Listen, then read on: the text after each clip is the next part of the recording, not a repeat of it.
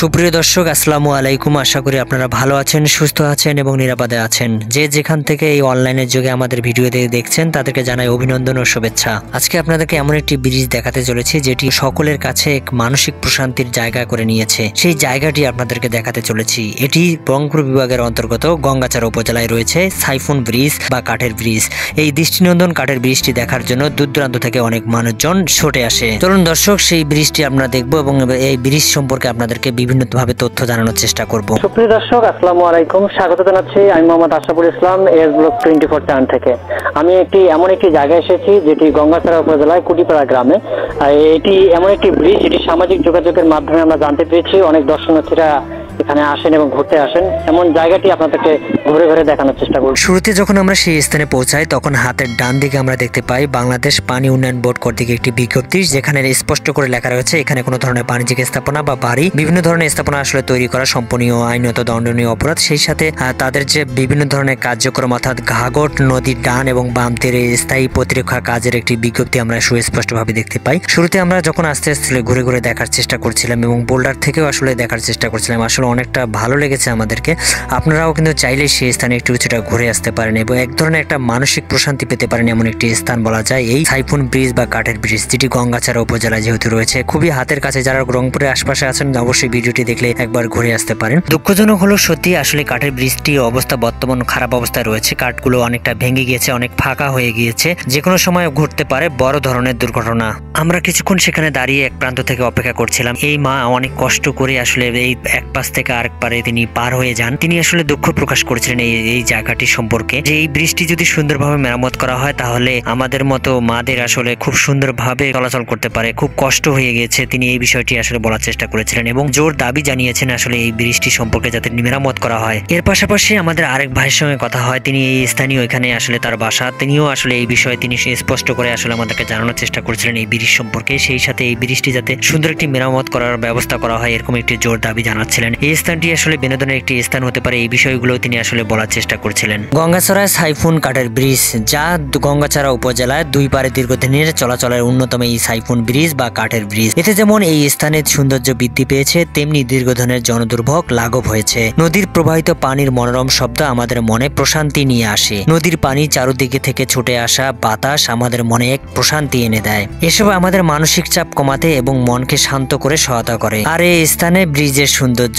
চারপাশের পরিবেশ এবং নদীর সৌন্দর্য মনকে উজ্জীবিত করে। রংপুর বিভাগ থেকে খুবই কাছে সুন্দর এই সাইফুন ব্রিজ। এই স্থানটি যেন অনেকের মনে স্থান করে নিয়েছে। কাঠের তৈরি ব্রিজ, চারদিকে সুন্দরভাবে সাজানো বোল্ডার, সেই সাথে ফুলের সমারোহ সবাইকে মুগ্ধ করে। তাপ প্রবাহ থেকে একটু প্রশান্তির আশায় অনেকে ভিড় জমায় এই স্থানে।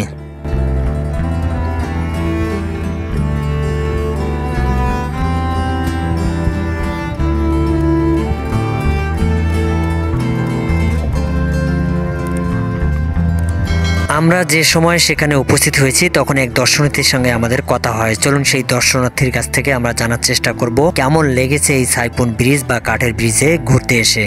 একজন দর্শনার্থীর সঙ্গে কথা বলবো, আসলে এই জায়গাটি তার কেমন লাগছে এবং কোথা থেকে আসছে। ভাইয়া কেমন আছেন? আলহামদুলিল্লাহ ভালো আছি। কোথা থেকে আসছেন? আমি রংপুর থেকে এখানে এসেছি। অনেক মাধ্যমে জানতে পারছি যে গঙ্গাচড়া মন্থনা বাজারের সাইডে একটা কাঠের ব্রিজ আছে, তো এজন্য এখানে আসা। কেমন লাগলো ব্রিজটা? আলহামদুলিল্লাহ অনেক ভালো, কারণ প্রত্যন্ত গ্রামে এই ব্রিজটা নির্মিত। এখানকার প্রাকৃতিক সৌন্দর্য এবং একজন মানুষের যদি মন খারাপ থাকে তো এখানে এসে অটোমেটিকলি ভালো হওয়ার মতো একটা পরিবেশ আর কি। আমি এখানে আসার পরে ব্রিজটা ভালোভাবে দেখলাম, তো আমি নিজেও এই দিক থেকে পার হয়ে আসছি।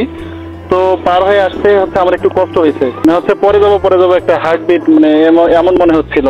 একটু ভাঙা আছে। ঝুঁকিপূর্ণ? হ্যাঁ ঝুঁকিপূর্ণ, অবশ্যই ঝুঁকিপূর্ণ। একটু একজন স্বাভাবিক মানুষের চলাফেরা করতে সমস্যা, সেখানে অসুস্থ কিংবা বয়স্ক প্রাপ্ত মানুষের যাতায়াত একদম দুর্লভের মতো একটা প্রায়। আপনার প্রত্যাশা কি এই ব্রিজ সম্পর্কে? আমার প্রত্যাশা এখানে একটা এখানকার স্থানীয় এমপি মহোদয় বা চেয়ারম্যান, গঙ্গাচড়া উপজেলা চেয়ারম্যান দের কাছে আকুল আবেদন এখানে একটা সুন্দরভাবে মানে দুই পারের মানুষের জন্য একটা সুন্দর একটা ব্রিজ নির্মাণ করলে এখানকার মানুষ উপকৃত হবে, দুই পারের মানুষই সমানভাবে উপকৃত হবে। যতটুকু জানি যে এখানে অনেক দর্শনার্থীরা আসে, এখানে একটা সুন্দরভাবে ব্রিজ স্থাপন করা হয় তাহলে এটা একটা ছোটখাটো একটা পর্যটন কেন্দ্রে পরিণত হবে। দর্শক, আমরা প্রতিনিয়ত চেষ্টা করছি তথ্যবহুলভাবে ভাবে যেই জায়গাগুলোতে মানসিক প্রশান্তি খুঁজে পায় সেই জায়গাগুলো সম্পর্কে আপনাদেরকে ভালোভাবে ভালো মন্দ তুলে ধরার। এখন আমরা ব্রিজের উপরে একটু উঠবো এবং আপনাদেরকে দেখানোর চেষ্টা করবো একজন ব্যক্তি কাজ করছেন, কি কাজ করছেন চলুন জানা যাক। সুপ্রিয় দর্শক, আমি কিন্তু এই মুহূর্তে সেই ব্রিজের উপরেই অবস্থান করছি। বাইক তোমার ভারী জাতীয় জিনিসপত্র নিয়ে যাওয়ার কারণে এখানে যে কাঠগুলো ব্যবহৃত করা হয়েছে এটা কিন্তু আসলে সেই শক্তিটা ধরে রাখতে পারে না। সেক্ষেত্রে কিন্তু কাঠগুলো কিন্তু প্রতিনিয়ত কয়েকদিন পর পর কিন্তু ভেঙে যায়। এই কারণে স্থানীয় মানুষজন নিজের অর্থায়নে আবার এই কাঠগুলো আবার মেরামত করে নতুনভাবে সংস্কার করে এখানে যাতায়াতের ব্যবস্থা করে দেয়। ভিডিও করছিলাম তখন আমরা দেখতে পাই একজন চাচাকে কিছুক্ষণ পর পর আসলে কাঠ নিয়ে আসতেছে এবং সেটাকে তার কাটার মাধ্যমে আবদ্ধ করার চেষ্টা করছে। আমরা তার সঙ্গে কথা বলবো।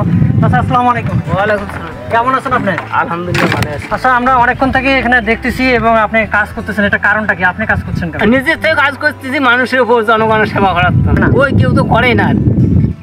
এই যে আপনাদের কাঠ কিনে নিয়ে আসলেন, আপনার নিজের অর্থের যোগান দিতে হবে। নিজের তো অর্থ জোগাড়, আর জনগণের তো উপকার করাই লাগবে। এখন কি করা যায়? আর পার হইবে। আপনার বাসা কি এই পারে না এই পারে? আমার বাসা ওই পারে। সংস্কার করার চেষ্টা করতেছেন, মানুষ দুপারের মানুষ সুন্দরভাবে যাতায়াত করবে। হ্যাঁ, আমরাও পাড়াই, মানুষও পাড়াই।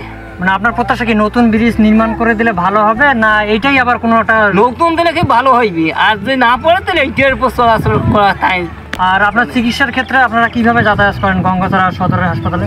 রুগীকে কিভাবে নিয়ে যান? আপনার অনেক সময় পিছন দিক দিয়ে ঘুরে নিয়ে যেতে হয়। পিছন দিক দিয়ে ঘুরে নিয়ে যাই, ওটা তো সময় লাগে আপনার। সময় লাগে।